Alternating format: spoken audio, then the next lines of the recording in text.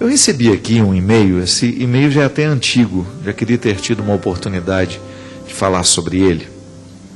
A gente sabe que o assédio sexual até quando teve todo aquele problema que estourou no Brasil, muitos casos, não no Brasil, no mundo todo, muitos casos de pedofilia, muitos padres, pastores envolvidos com pedofilia, levantou-se uma questão muito séria naquela época, e eu acho que tem que ter uma punição mesmo. Isso é um crime hediondo, nós não podemos ficar indiferentes a isso.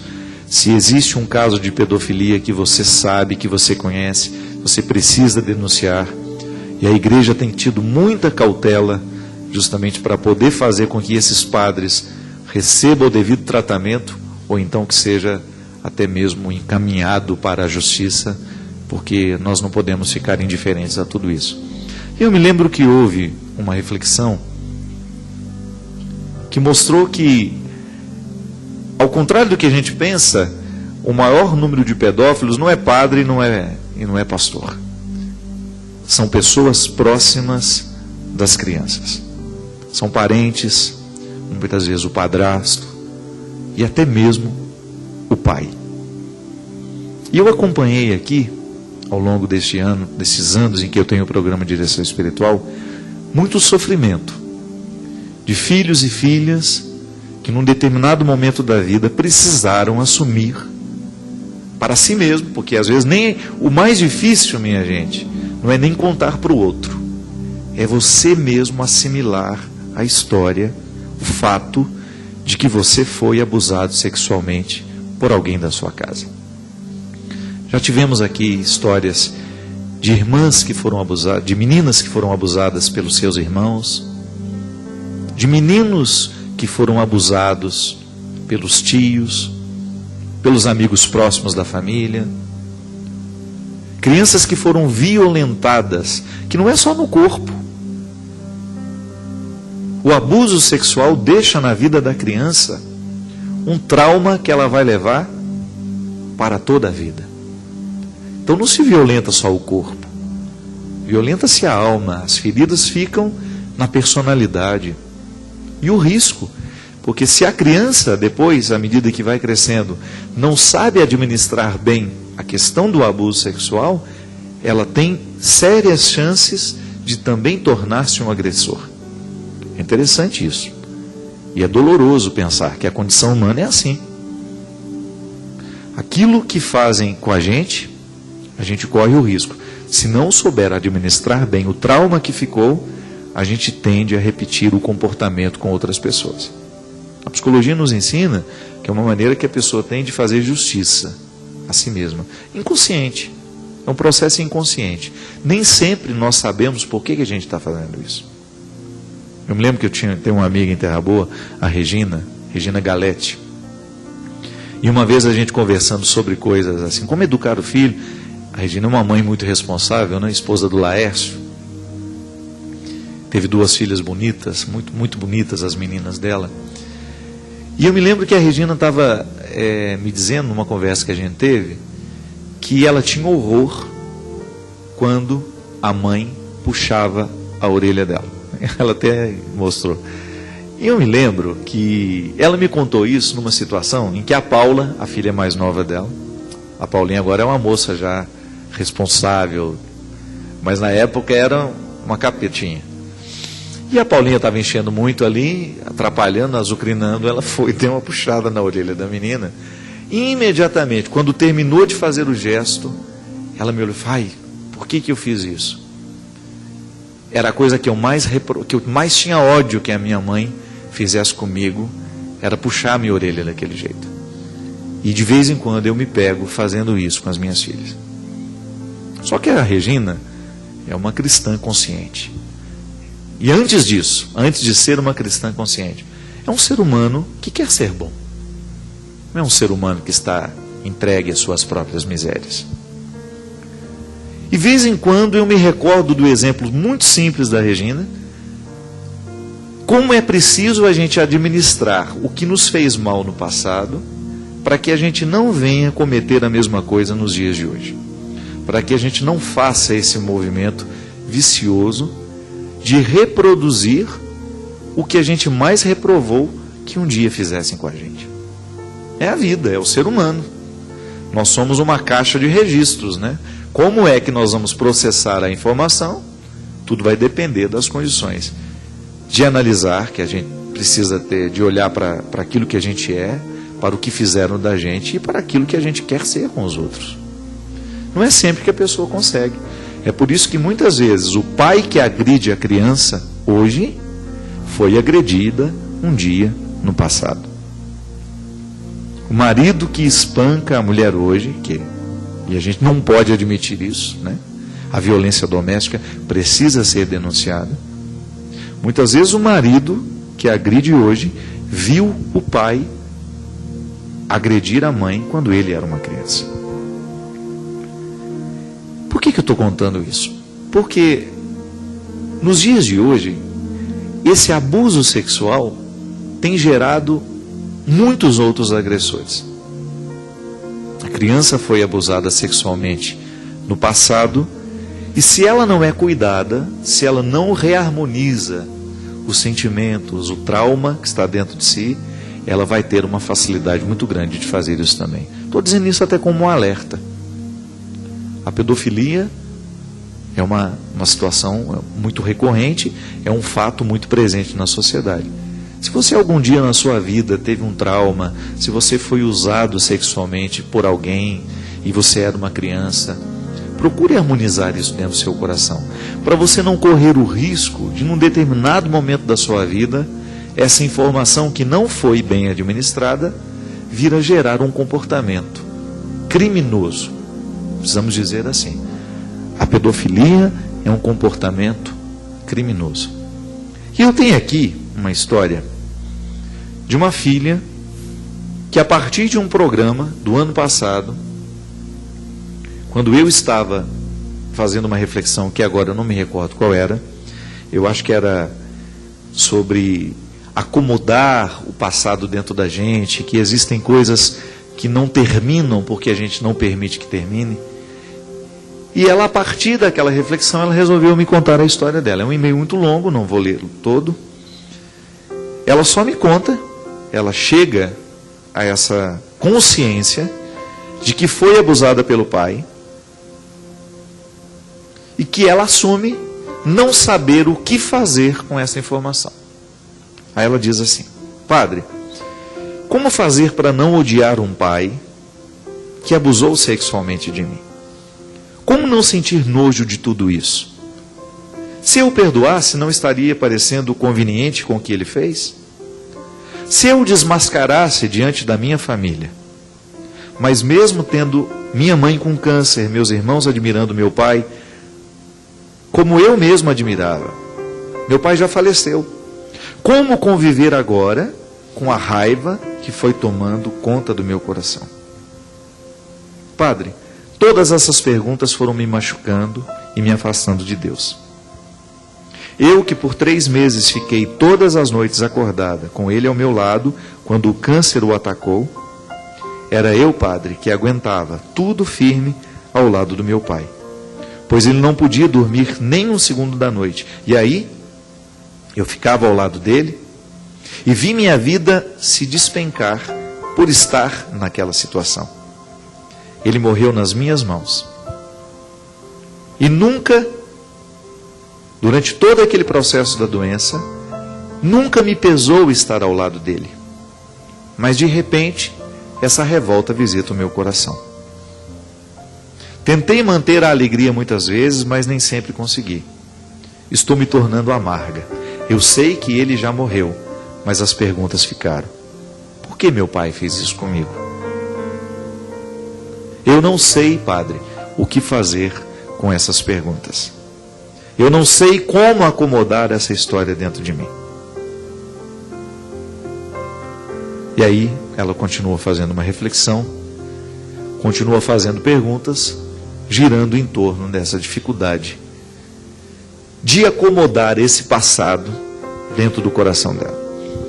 Minha gente, depois que uma pessoa morre, a gente tem que, de alguma maneira, além de organizar o luto, a gente tem que administrar também a memória daquela pessoa em nós. Meu pai já morreu também. Eu, graças a Deus, eu tenho do meu pai, boas lembranças. Muitas, muito boas lembranças. Tem algumas lembranças tristes. Meu pai, num determinado momento da vida, ele teve um problema com o álcool. Natural isso numa família. Tivemos muitos sofrimentos. Mas toda vez que eu me recordo do meu pai, os sofrimentos e as dificuldades não prevalecem. Como fazer? Como eleger?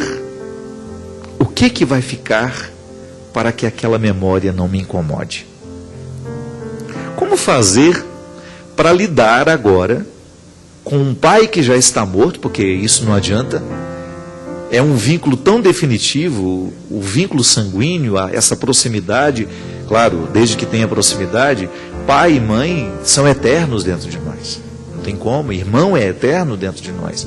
Um dia a gente vai morrer, a gente vai se separar, e quem fica vai levar essa herança, essa memória.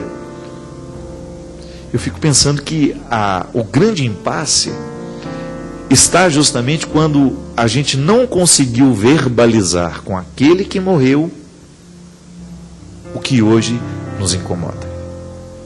É aquela velha história, o remorso é isso, né?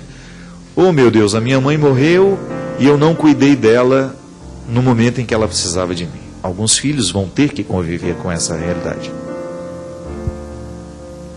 Meu pai morreu sem que eu pedisse perdão pela mágoa que eu provoquei nele. Outro dia, recebi uma carta também de uma moça que perdeu o pai no momento em que estava brigada com ele. Tinham quase 2, 3 meses que eles não se falavam e o pai morreu num acidente. Então ela estava apavorada porque ela tinha consciência que havia perdido a oportunidade de perdoar e receber perdão e que o pai morreu numa situação extremamente desagradável, desconfortável para ela. A gente não tem como mudar isso. Agora, como é que nós vamos administrar a memória? Isso sim é escolha. Nós, por exemplo, acreditamos na oração, né? Eu acredito na oração.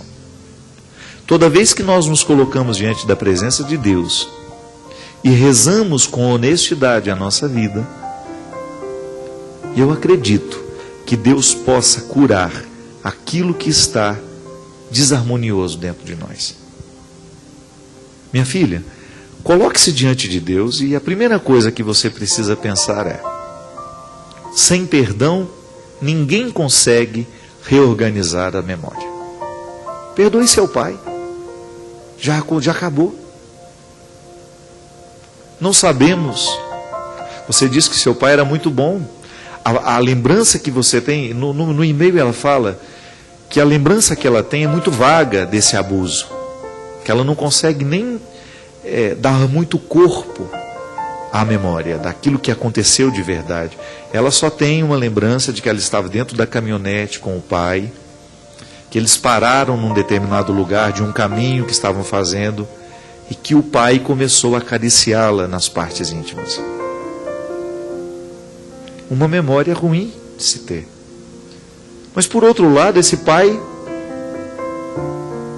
deixou muita coisa boa no seu coração. Ele foi responsável, ele foi amoroso. Será que esse pai não estava embriagado no dia que fez isso? Porque é um fato isolado. Ele não abusava regularmente. Foi um fato, um momento, um acontecimento diante de uma vida inteira.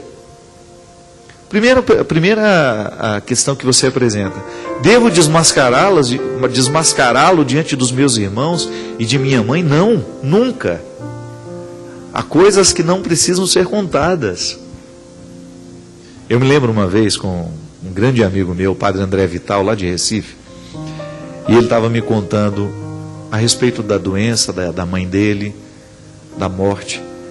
E num determinado momento ele ficou calado e disse assim: existem algumas coisas que a gente não sabe contar e a gente não deveria contar para ninguém.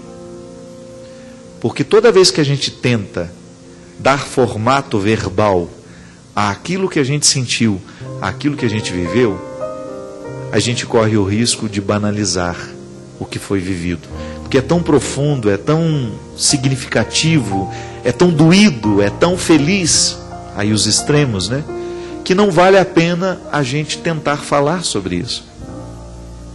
Essa é uma situação para ser guardada no coração, mas à luz da oração. Reze sobre isso. Peça que Deus venha apagar essa lembrança que você tem daquele acontecimento, daquele fato, que nem você ao certo sabe quando e como foi. Peça que Jesus lhe dê condições de substituir esse sentimento que lhe ocorreu, né? Que o inconsciente é assim. Ele fica pressionado com aquilo que o faz sofrer, e aí ele joga para fora de vez em quando. O sonho é uma oportunidade que o inconsciente tem de jogar fora tudo que o pressiona. Por isso que às vezes a gente sonha tantos absurdos, né? Eu me lembro de uma vez, eu trabalhava no seminário de Terra Boa. Eu senti tanta raiva de um menino lá, um seminarista, durante o dia, por causa de um acontecimento que ele fez comigo, que à noite eu sonhei que eu tinha arrancado a cabeça dele. Peguei um facão no sonho e dei uma... Igual você corta uma cana. E no sonho eu fiquei satisfeitíssimo. Ainda dei um chute na cabeça dele do lado, passei, o menino, eu lembro direitinho, eu ia passar do refeitório que a gente tinha para uma escada que a gente saía, no outro prédio do seminário. No sonho eu tinha encontrado ele, tirei o facão e cortei a cabeça dele e passei como se nada, feliz da vida. No outro dia, quando eu acordei, um peso, uma coisa horrível, que é um sentimento como se você tivesse matado mesmo, né? Eu sou assim, o sonho me afeta muito. Mas aí eu fiquei, gente, que bobagem, é o inconsciente. Senti tanta raiva do menino, que como eu não tive coragem de xingar e de falar nada, guardei, o inconsciente libera assim. A vida é assim. Nós o tempo todo estamos querendo expulsar o que nos magoou, o que nos foi pesado. E às vezes aquilo que a gente expulsa, nos agride muito. Então por isso, tente administrar as imagens, as cenas que machucaram a sua vida, a partir da oração. Na renovação carismática eu aprendi uma coisa muito bonita, que é a oração de amorização. Padre Alírio Pedrini, um padre da Congregação do Sagrado Coração de Jesus, muito espiritualizado, escreveu muito sobre isso. O que é rezar a oração de amorização? É você pegar tudo aquilo que na sua vida foi pesado, foi desagradável, pessoas que machucaram você, e você colocar-se em oração, através da lembrança, da memória, porque nós somos criativos, né? Nós temos capacidade de imaginar, de você imaginar-se diante daquela pessoa, e você conversar com ela num estado de oração. E o que pede a oração de amorização? Que a gente tenha essa liberdade interior de perdoar o outro por tudo aquilo de errado que ele fez com a gente. Gente, isso dá tanto efeito. Eu preguei muitos retiros sobre isso. Já vivi muito isso na minha vida. Eu não gosto de levar pesos no meu coração. Toda vez que alguma coisa está sendo pesada para mim, eu faço questão de dar um jeito, porque eu não acho que é justo. Não é justo a gente ficar levando pesos. Não, essa vida precisa ser vivida com leveza. E a oração nos ajuda a alcançar essa leveza. Faça isso, minha filha. Seu pai já se foi. Foi um fato que aconteceu que você não tem como modificar. Ele foi importante para você. Tanto foi que você cuidou dele até o final. Não permita que esse acontecimento desagradável, criminoso da parte do seu pai, venha pesar nesse momento, porque é inalterável. Você não tem o que fazer. E é sempre bom, toda vez que a gente não tem o que fazer, a gente viver a paz, a gente buscar a paz. A luta precisa ser constante na nossa vida. Posso modificar o fato? Posso perguntar sobre o que afinal de contas aconteceu? Se não, só nos resta pedir a Deus que nos ajude a acomodar aquele fato desagradável no lugar do nosso coração, para que a gente possa continuar em paz a nossa vida. Cristian, muito obrigado pela sua presença, né? Hoje eu comecei o programa, nem lhe cumprimentei, né? Obrigado mais uma vez por estar aqui comigo. Fazer a reciclagem do nosso coração é muito importante. Pode ser que você também tenha aí os seus pesos, né? Todo mundo tem. Pode ser que você tenha um detalhe da sua vida, um fato, um acontecimento, uma pessoa que seja pesada para você. É bom a gente poder consertar a vida.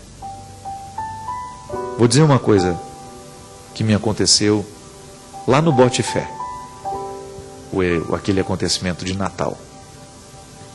Eu fui para lá com muita dificuldade para encontrar o padre Marcelo Rossi.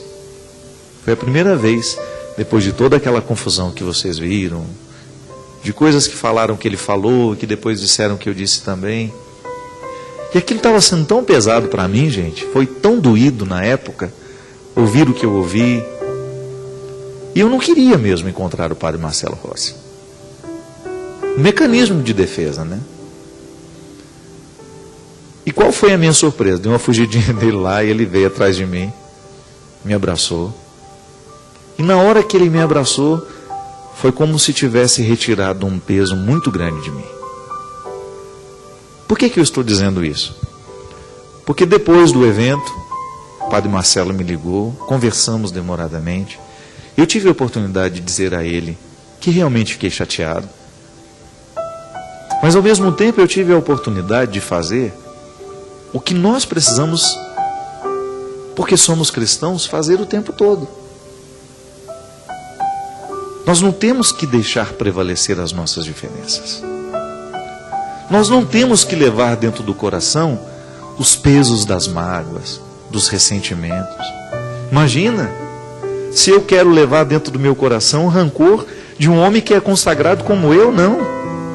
Não quero, definitivamente não quero. E sei que o padre Marcelo também naquele momento estava, padre Fábio, pelo que dissemos, pelo que não dissemos, pelo que fomos mal interpretados, porque a mídia é cruel, e foi muito ruim, eu nunca falei sobre isso publicamente, não achei necessário até o dia de hoje, porque eu não gostaria de expor o padre Marcelo, mas foi muito ruim o que a mídia quis fazer conosco.